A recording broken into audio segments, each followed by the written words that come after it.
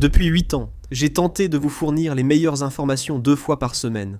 Mais Reddit m'a finalement dit que je fais mal mon travail et que ces gens me détestent.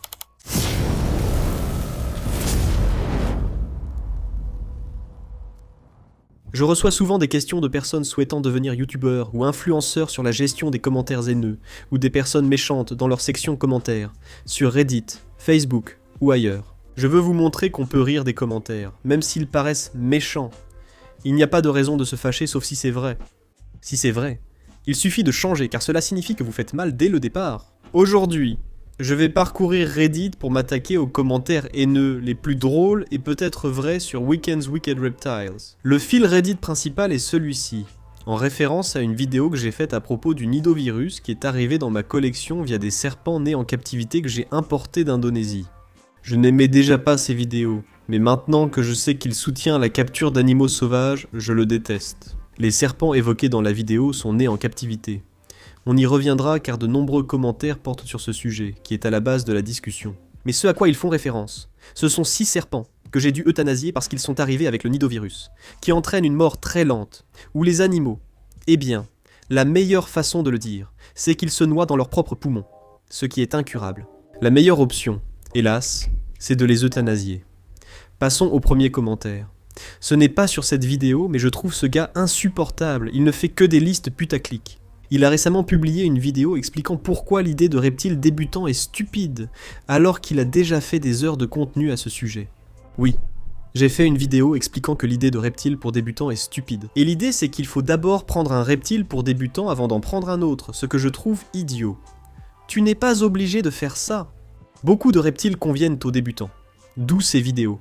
Je pense que cette personne ne les a pas vus. Ce sujet revient souvent sur Reddit. Reddit n'est pas un endroit où tu vas pour obtenir un avis éclairé. C'est un endroit où tu vas pour donner ton avis, et ensuite entendre d'autres avis qui ressemblent au tien. C'est une chambre d'écho, et un vrai nid de négativité. Et puis ça continue en disant que je ne suis pas aussi bien que Dave Kaufman, ce qui est aussitôt réfuté par plein d'autres personnes qui n'aiment pas Dave pour une raison ou une autre, disant que lui aussi est un mauvais type. C'est un peu sérieux, mais promis, c'est léger. Laisse-moi finir. Il défend aussi les pitons royaux spider et, au moins implicitement, il compare le refus de les reproduire à un acte de meurtre ou de stérilisation forcée de personnes handicapées. J'en ai vraiment marre de ce type. Ouais, je n'ai rien dit de semblable. Je ne comprends pas comment tu en es arrivé là. Je pense qu'ils font référence à un autre youtubeur qui a fait un commentaire vaguement similaire sur Twitter il y a 4 ou 5 ans. Mais ce n'était pas moi et je ne vois pas comment on pourrait comparer les pitons royaux spider à n'importe quel type d'humain. Voici la dernière grande question avant les questions rapides. Il s'agit du fait que j'ai réalisé une vidéo sur un grand salon de reptiles, où des personnes ont été prises en train de jeter des reptiles, sans que je ne réagisse ensuite à ce sujet. La raison pour laquelle j'ai fait cela est que la vidéo mentionnée parle d'une expo où cela n'est pas arrivé. C'est le même salon, mais c'était il y a 3 salons. Donc, il y a 1 an et demi, un tas de gens ont jeté des animaux à la poubelle. C'est vraiment grave, j'ai effectivement fait une vidéo pour dire à quel point c'était horrible, que personne ne devrait faire ça, et qu'il n'y a aucune excuse pour ce genre de comportement. Mais la vidéo que j'ai faite, à laquelle ils font référence, concerne un salon qui a eu lieu environ 18 mois plus tard. Donc évidemment, je ne vais pas parler de quelque chose qui s'est passé dans le passé, puisque la vidéo porte sur ce salon-là. Et ils ont même dit que c'était un peu mesquin. Puis elle mentionne ma vidéo où j'explique pourquoi les 5 de Schneider sont meilleurs que les 5 de feu, alors qu'ils préfèrent ces derniers. Voilà une raison de ne pas m'apprécier. Si tu n'aimes pas le contenu, c'est normal de ne pas regarder la chaîne. Et n'a-t-il pas encouragé à échanger des animaux comme des cartes Pokémon ? Non, je ne l'ai jamais fait. J'ai expliqué que j'échangeais un Varanaki contre un Kimberly Rock, car j'élevais des Kims, mais pas d'Aki. La personne avec les Kims élevait aussi des Aki. C'est un excellent éleveur que je connais depuis des années, et dont j'ai vérifié le sérieux. Je n'ai jamais dit que tu devais faire pareil, j'ai juste expliqué mon choix. Maintenant, parlons du sujet important des geckos léopards. On en discutera à la fin, car j'ai quelques réflexions qui prendront quelques minutes. Passons maintenant à des questions rapides, pour garder ça léger et amusant. J'ai toujours trouvé les animaux de type sauvage plus beaux. Moi aussi, je ne fais pas de vidéos sur les morphes.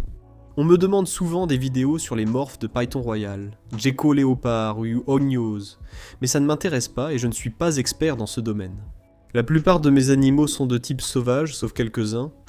J'ai notamment des pitons royaux albinos, comme Pikachu, présents depuis avant la chaîne, en 2017. Mais littéralement, tout ce qu'il y a dans cette pièce, absolument tout, est de type sauvage. Et puis il y a le commentaire, n'est-ce pas ? Ce sont des animaux, pas des Pokémon. Prenez une reproduction d'art pour une couleur précise chez vous.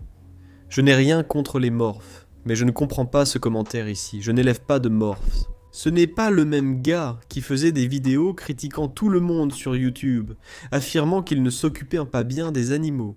Non, j'ai fait des vidéos sur des chaînes plus petites, en les mettant en avant, en vous disant à quel point elles étaient géniales, pour qu'elles aient plus d'abonnés et plus de visibilité. Les seules personnes dont j'ai vraiment mal parlé, c'est ce gars qui s'est fait mordre par le taipan et puis les gens qui font se battre des animaux dans de petites boîtes. C'est à peu près tout. Donc non, ce n'était pas moi. La voix de la raison dit qu'on ne peut pas leur en vouloir, que les Green Trees étaient issus d'un élevage en ferme, ce qui est techniquement vrai, mais on me les a vendus comme nés en captivité. Je ne savais pas que c'était une situation d'élevage. Je pensais vraiment qu'ils étaient nés en captivité quand je les ai achetés, parce que la liste indique bien « nés en captivité ». Elle ne dit pas « élevés en ferme ». Cela dit, peu importe. Je ne critique pas, tu sais, Stasi est super, ils sont géniaux, et leur façon de faire me va très bien. Ils ignoraient qu'ils envoyaient les serpents avec le nido. Puis ça continue, voici la réponse. Traite-moi de rageux si tu veux. Mais ce gars a assez gagné avec les animaux pour ne pas acheter des bêtes élevées en ferme. Pourquoi ne soutient-il pas l'élevage en captivité? Moi? Oui. Ils ont été vendus comme animaux, nés en captivité. J'ignorais qu'ils venaient d'une ferme. Je n'ai eu aucun bénéfice. J'ai même perdu de l'argent avec l'élevage. Il ne les a jamais mis en quarantaine? La quarantaine sert justement à éviter cela, non? Oui, je mets en quarantaine. C'est pourquoi seuls ces animaux ont été euthanasiés, les autres étaient en quarantaine. C'est l'équivalent de commenter un article de presse avec une opinion très tranchée, alors qu'en réalité, tu n'as jamais lu l'article. J'ai compris que, même avec l'habitude des réseaux sociaux, certains commentaires restent gênants. Mais tu sais ce qui ne l'est pas? Moi? Merci au sponsor d'aujourd'hui, Into the AM. Je porte ces t-shirts depuis très longtemps. En fait, Into the AM a été le tout premier sponsor que j'ai eu sur cette chaîne. Leurs t-shirts graphiques sont super et j'en porte depuis longtemps, mais en ce moment je préfère les basiques, comme ceux que Diamond adore. Allez, remettons-le en place. Les t-shirts basiques Into the AM sont faits pour être portés tous les jours, offrant confort et coupe épurée, ce qui en fait un incontournable de la routine quotidienne. Que ce soit pour des journées calmes, des activités dans ta pièce à reptiles ou une soirée, Into the AM t'accompagne. Ce qui est cool avec mon boulot, c'est que je n'ai pas besoin d'uniforme, mais j'en ai un en quelque sorte, simplement parce que je préfère porter cela plutôt que n'importe quoi d'autre. Et en ce moment, si tu veux essayer ces t-shirts basiques, on a des offres pour toi. Les lots de 3 ne coûtent que 58,88, ce qui te fait économiser 30$ et 97 cents. Les lots de 6 sont à 94,95 et les lots de 9 à 119,95, essaie-les. Tout ce que tu as à faire, c'est d'aller sur intoteam.com/intoteam.com de prendre les t-shirts les plus stylés que je porte depuis plus de 5 ans maintenant, et tu vas les adorer. Regarde comme Diamant est à l'aise. Il a dormi sur mon t-shirt tout l'épisode. Celui-ci est pas mal. Je l'aime bien. Ce gars ne sait rien. Regarde la vidéo où il affirme que la pyramidalisation chez les tortues à pattes rouges est due au manque d'UVB, alors qu'en réalité c'est l'humidité le problème, et tous les passionnés le savent déjà. Ou une autre vidéo où il explique qu'il ne fournit pas d'UVB à ses lézards. Il a dit que ce n'était pas nécessaire. Ce type fait aussi croire qu'il avait un lien très fort avec Brian Barzik. Et d'après ce que je vois, il a littéralement visité la boutique 1 ou 2 fois. Brian et moi étions de très bons amis. On s'écrivait tout le temps. Malheureusement, il n'est plus là. Il me manque beaucoup. Je suis allé chez lui quelques fois, puis je l'ai vu lors d'expositions, ensuite à Animal Con et tout ça. Et je lui ai parlé, tu sais, plusieurs fois par mois. Je trouve étrange que quelqu'un profite de l'absence d'un gars pour se valoriser, mais ce n'est pas mon cas. Ce type ne comprend rien. D'accord. Ça tu sais, ouais, peut-être. Pour l'histoire des tortues, la déformation de la carapace chez les tortues à pattes rouges est clairement due à l'humidité et aux UVB. J'ai bien précisé dans la vidéo que c'était les deux. C'est marrant quand même, parce que tous ceux qui s'y connaissent, dans le milieu, savent bien, enfin non, les gens du milieu savent que c'est aussi lié aux UVB. Ce n'est pas grave de ne pas savoir, il suffit juste de chercher sur Google. Si je me trompe, mes vidéos les plus vues sont celles où j'avoue mon erreur. Donc si je me trompe, je l'admets simplement, et ce serait super pour moi parce que j'aurais plein de vues, et les gens diraient « quel mec génial, il admet quand il a tort », et puis je gagnerais pas mal d'argent avec ça. Enfin, pas tant que ça, mais ces vidéos marchent bien. Et financièrement, c'est une bonne chose à faire. Et je fournis bien un éclairage UVB à tous mes lézards. Cette pièce là, tu vois, elle contient 10 terrariums. Ils ont tous un éclairage UVB. J'ai fait une vidéo, il y a 2 ou 3 vidéos, où je montrais les ampoules UV que j'utilise. Donc je ne sais pas de quoi ce type parle. Il est agaçant. Bon, ça c'est vrai. À 100%. Ma femme me le dit tout le temps. Et il refuse d'admettre quand il a tort. Très hostile envers les reptiles communs. Ce qui est étrange parce que la plupart sont populaires pour de bonnes raisons. Détester quelque chose juste parce que c'est populaire ne te rend pas cool. J'espère qu'il prendra le temps de réfléchir et d'évoluer. Si tu crois que je refuse d'admettre mes torts, il y a sûrement une raison.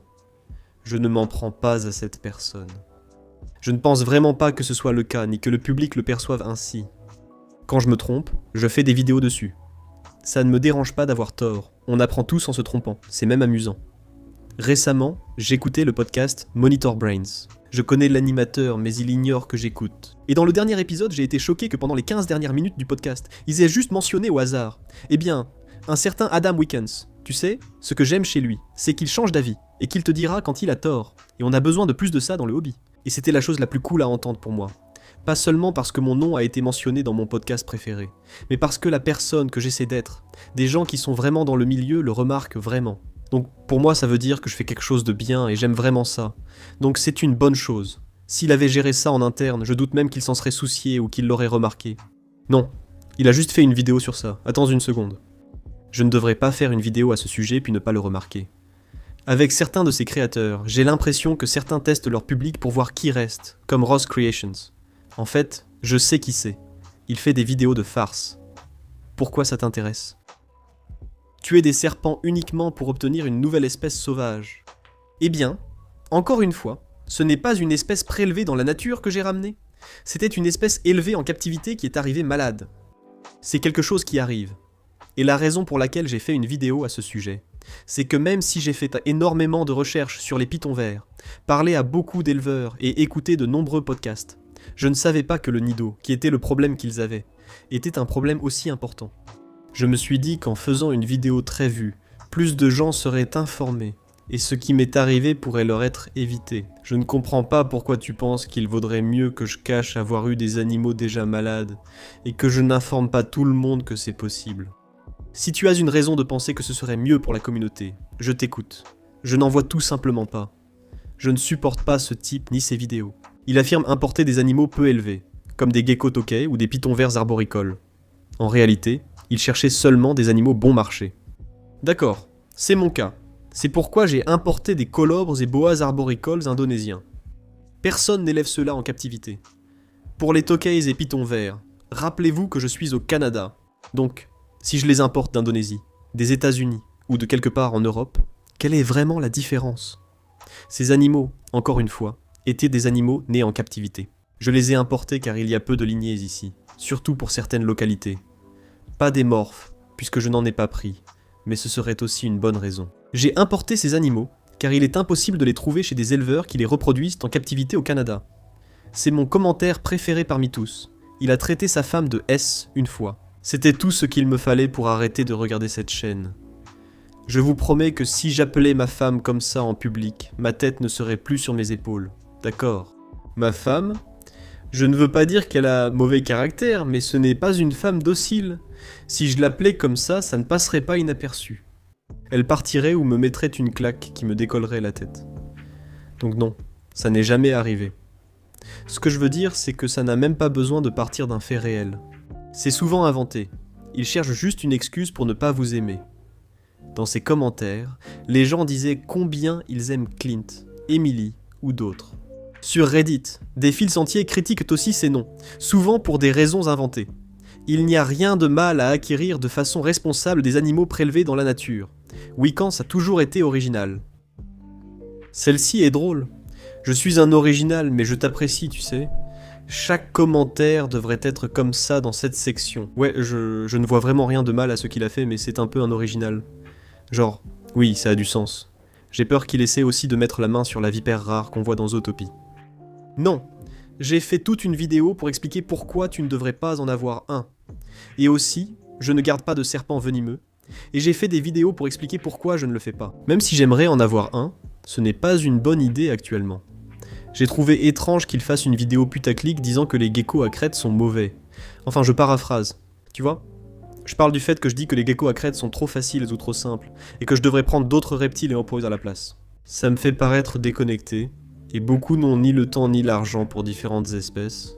Je doute que cette personne ait vu la vidéo ou compris le sarcasme. Dire que les geckos léopards, les geckos à crête ou les pitons royaux sont mauvais vise à attirer ceux qui ont des préjugés négatifs afin de leur offrir une vision positive de l'espèce. Donc je vais dire, les geckos à crête. Et j'assume le côté accrocheur, non? Donc si je dis, ne prenez pas ça, prenez ça, je vais vous dire, les geckos à crête peuvent être un peu ennuyeux pour certaines personnes, même si moi je les adore, je le dis dans la vidéo.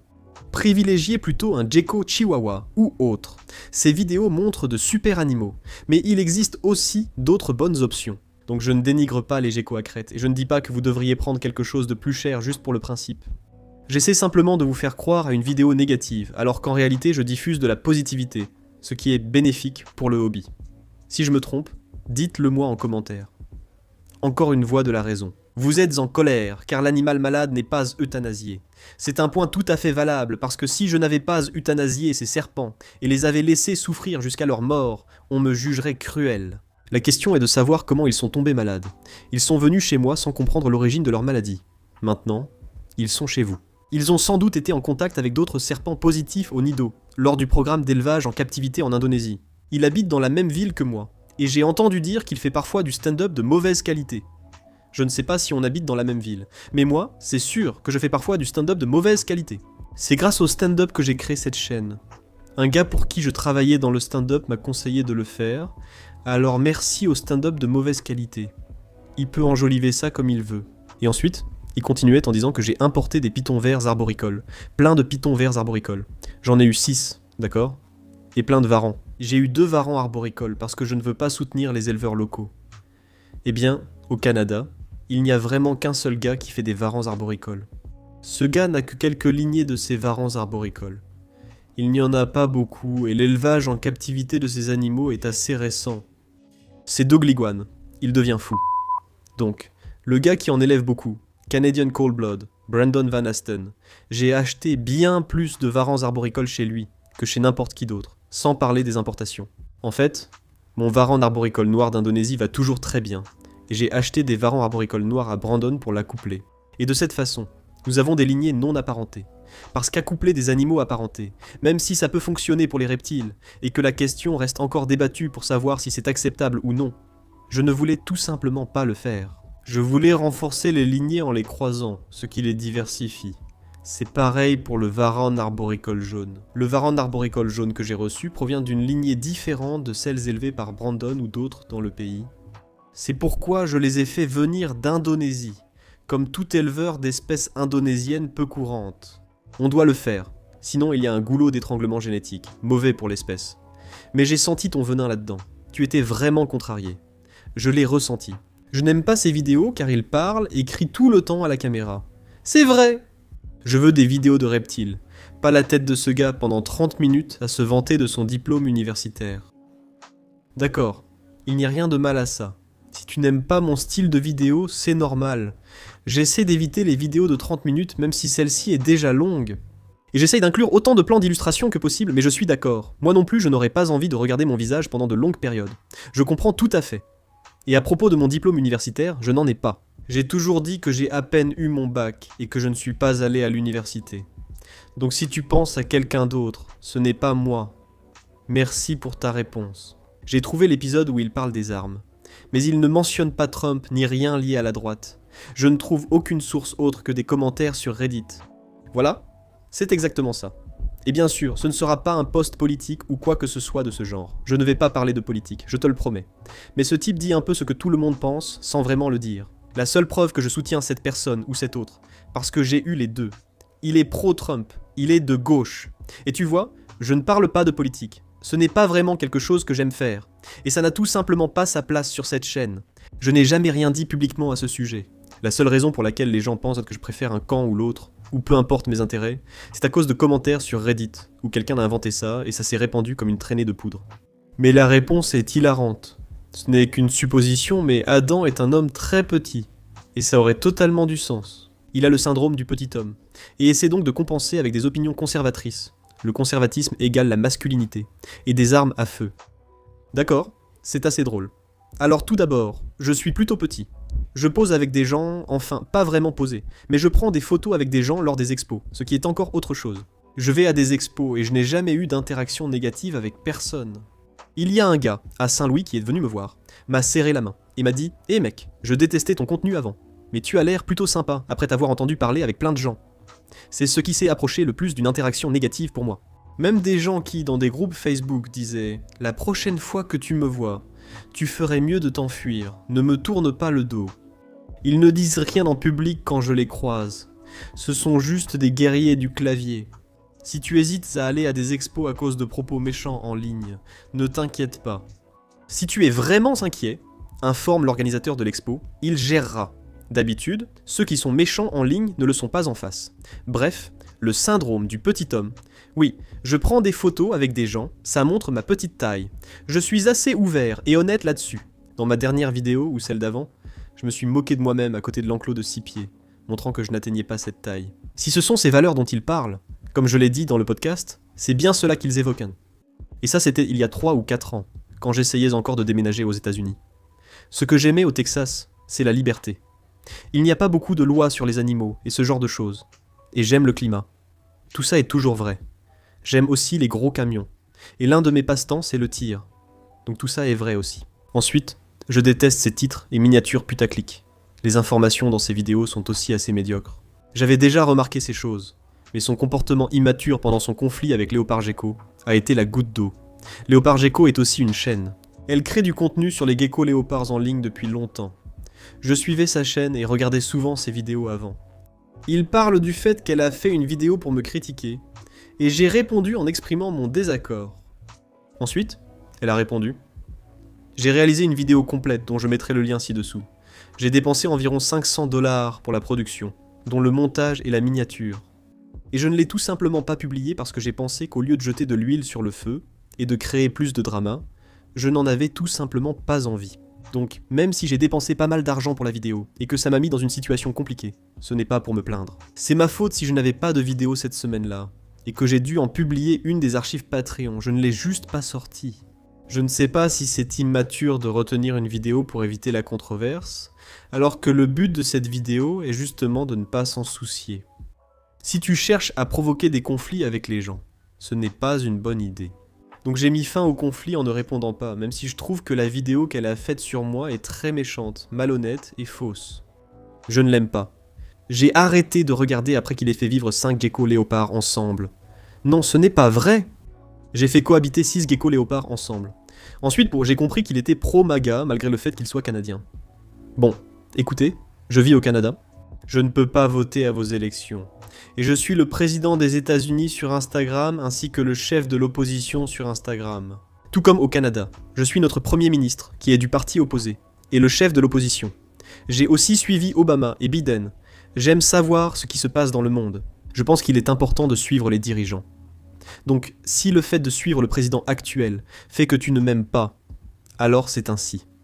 Il utilise aussi l'IA dans ses miniatures et vidéos. Eh bien oui, mais tu as aussi lu un résumé généré par l'IA quand tu as cherché cette vidéo. Donc si tu as un tout nouveau téléphone, tu utilises l'IA. Si tu as une voiture toute neuve, tu utilises l'IA. Mais le principal ici, c'est que je ne fais pas mes propres miniatures. Ou si je le fais, je n'utilise pas l'IA parce que je ne sais pas vraiment comment faire. Honnêtement, je ne sais tout simplement pas comment. Toutes les instructions que j'ai essayées jusqu'à présent, ça ne marche tout simplement pas bien. Donc j'utilise juste la même stratégie de miniature que j'utilisais il y a 4 ans. Mais je pense que ce à quoi cette personne fait référence, c'est que j'ai engagé un nouveau monteur de miniatures. Et cette personne, c'est Crazy Iguana. Et cette personne utilise l'IA pour une partie des miniatures, ou pour générer des éléments spécifiques des miniatures. Je pense que c'est ce qu'il fait en tout cas. Et s'il le fait, eh bien, je ne micro-gère pas les gens qui travaillent pour moi. Si ça lui va, tant mieux. Moi, je paie un artiste. Celle-ci est ben. Il suralimente ses pitons royaux, car il aime leur apparence. C'est tout ce que je dois savoir et dire. Je ne parle même pas des pitons royaux. Je ne reproduis pas de pitons royaux. Et je ne me rappelle pas quand j'ai fait une vidéo sur eux. Je ne comprends pas ce commentaire, et je ne suralimente pas mes pitons. J'ai même reçu des remarques disant qu'ils paraissent trop maigres, car ils ne ressemblent pas aux pitons suralimentés qu'on voit sur Instagram. Donc je pense que cette personne parle probablement de quelqu'un d'autre, et confond juste les noms.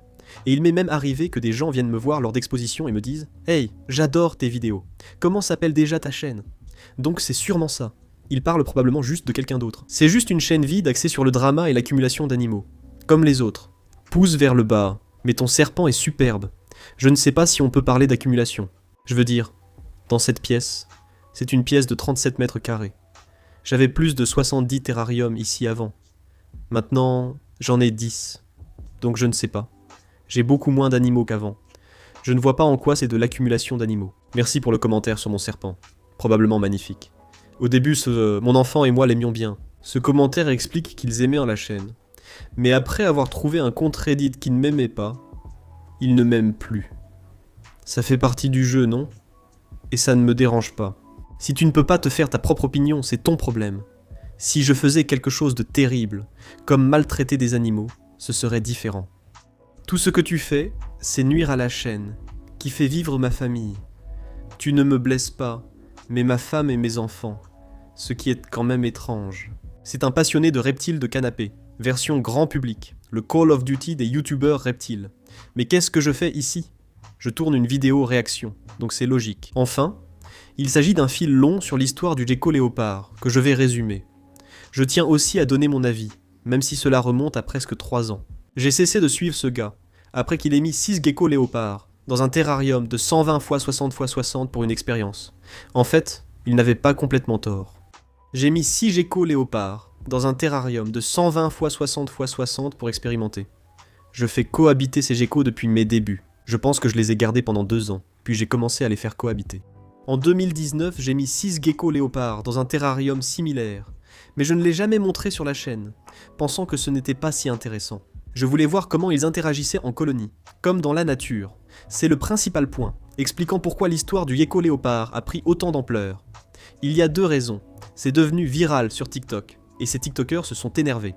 Et j'ai traité l'un d'eux de crétin, ce que je n'aurais peut-être pas dû faire. Je n'aurais pas dû appeler cette personne un crétin. Je l'admets. Mais ensuite, quelqu'un qui a beaucoup d'influence m'a contacté. Et c'est là que tout a explosé. Une personne très suivie a voulu me faire passer pour le méchant afin de se mettre en valeur. C'est ce qui s'est passé. Donc là, on a quelqu'un ici qui est vraiment curieux, ce qui est très rare sur Reddit, mais c'est quelque chose qu'on voit beaucoup dans la communauté parce qu'on a une super communauté. En tant que novice sur les geckos léopards, pouvez-vous expliquer pourquoi c'est mauvais? Dans la réponse courte de cette personne, ils seraient territoriaux. Non, ce n'est pas vrai. Aucune preuve ne montre que les geckos léopards sont territoriaux dans la nature. En captivité, une mauvaise cohabitation les rend très territoriaux, comme pour toute espèce. Si vous gardez des couleuvres rayées ensemble, comme recommandé, ou, meilleur exemple, si vous gardez des haras ou n'importe quel type de perroquet ensemble qui doit être gardé en groupe, des lapins, des souris, des rats, des animaux qui doivent être gardés ensemble. Si vous le faites mal, ils seront forcément territoriaux. Donc ce n'est pas un bon argument. Si un petit gecko se fait chasser de la nourriture, il peut simplement partir, c'est une référence à la nature. Ce n'est pas vrai. Donc, la façon dont les geckos vivent dans la nature, et je vais citer un article de Cohn de 2009. Donc, c'est une personne qui est un véritable scientifique, qui est allé dans leur habitat naturel et a réalisé une étude complète. Ce qu'il constate, c'est qu'il trouve ces animaux, et il les appelle des colonies lâches. Mais ce qu'est une colonie lâche, c'est qu'il trouve essentiellement ces murs faits de briques avec des cavités à l'intérieur, et c'est là qu'ils vivent. Donc, ces espaces sont bien plus petits qu'un terrarium de 4 par 2 par 2 et contiennent beaucoup plus de geckos léopards. Maintenant, la chose logique ici serait de dire, eh bien, ils peuvent simplement partir. Eh bien non, parce que ces murs se terminent en cul-de-sac. Il n'y a qu'une entrée et une sortie. Donc si ces geckos se retrouvent dans une partie du mur qu'ils n'aiment pas, ils ne peuvent pas partir, car l'entrée serait bloquée. Et même s'ils peuvent en sortir, il y a la prédation. Donc ces animaux, même s'ils sont en captivité, restent toujours à l'affût des prédateurs. Ce ne sont pas des animaux domestiqués comme mon chihuahua par exemple. Donc ils vont rester à l'affût des prédateurs, ce qui veut dire qu'ils ne vont pas simplement s'enfuir d'ici. Ils ne vont pas errer n'importe comment, à la recherche de nourriture. Ce n'est tout simplement pas la réalité de la nature. Ce n'est pas mon opinion. C'est ce qui est écrit dans l'article. Aussi, j'ai beaucoup de chance de parler avec des personnes du Pakistan qui font des rénovations dans des maisons, et qu'est-ce qu'ils trouvent quand ils soulèvent les planchers? Ils trouvent des tonnes et des tonnes de geckos léopards. Ils vivent dans des espaces très exigus. Et non, on ne les voit pas simplement se promener dans le village. Mais après tout ça, et après avoir parlé de leur combat, du cannibalisme et de toutes ces choses, qui ne sont pas vraies. Mais tu sais ce qui est vrai, par contre. Les rats vont se cannibaliser entre eux, mais si tu gardais un rat tout seul, on te traiterait de maltraitant. Un animal qui pratique le cannibalisme peut rester en groupe, mais ceux qui ne le font pas, comme les geckos léopards, il vaut mieux les séparer. Il n'y a aucune logique à cela. Et je comprends que la raison pour laquelle ces gens défendent cette position, que les geckos léopards sont des créatures solitaires et territoriales, c'est parce qu'ils ont lu ça dans des guides de soins des années 1980, et que ça a été répété depuis. Mais ce n'est tout simplement pas vrai. Et au final, je ne suis pas un expert, à part le fait que j'ai un gecko léopard comme animal de compagnie. Donc, prenez ça avec des pincettes. Donc cette personne n'est pas fiable. Tout cela est vrai. Mais prenez-le avec des pincettes. Et je n'ai qu'un seul gecko léopard. Voilà Reddit, pour vous. Et puis, le commentaire. Les léos sont territoriaux, et cela finit généralement par des cas d'intimidation entre eux. Non, ce n'est pas vrai. Je garde des geckos léopards ensemble depuis longtemps. Maintenant, gardez à l'esprit que je l'ai toujours fait correctement, en leur offrant beaucoup d'espace, un aménagement adapté, leurs propres cachettes et zones, ainsi que beaucoup de nourriture et d'eau. Jamais je ne les ai vus s'intimider ou se harceler. J'ai vu ça seulement en élevant des geckos léopards. Parfois, une femelle rejetait un mâle, et ils se confrontaient ainsi. Je n'ai absolument jamais vu ça chez des femelles vivant en colonie. Donc, même si on parle souvent du gecko léopard, cela ne me préoccupe pas vraiment. Je pense que c'est bien parce que je crois que plus de gens s'en sont rendus compte et, à la suite de cela, certaines personnes, très publiquement, comme Kevin McCurley et Nerd, ont pris ma défense et ont dit « Eh les gars, non, ce n'est pas vrai. Ce que vous dites n'est pas vrai. » D'autres personnes ont exprimé la même chose plus discrètement, pour ne pas perdre leur sponsor ou préserver leur réputation d'éleveurs de geckos léopards.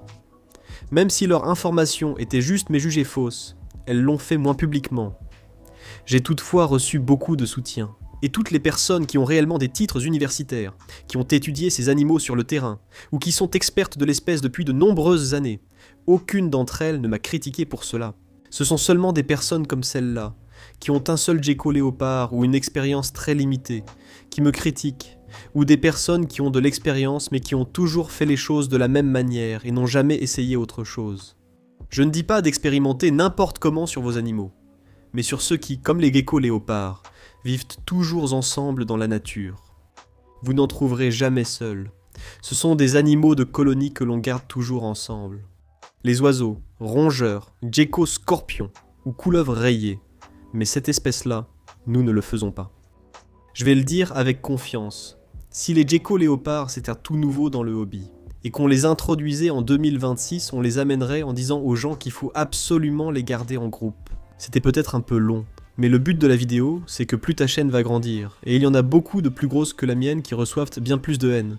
Il faut juste laisser glisser. Et si tu vois que cette personne a peut-être raison, qu'elle a peut-être un point sur ce que tu fais mal, ou qu'elle a une critique, alors prends-le avec du recul, mais prends-le aussi en considération et demande-toi, peut-être que cette personne a raison. Je devrais peut-être changer, ce que j'ai déjà fait plusieurs fois, avec même des vidéos à ce sujet. Partage en commentaire ta façon de gérer les critiques en ligne, et écris un message positif pour ceux qui en ont besoin.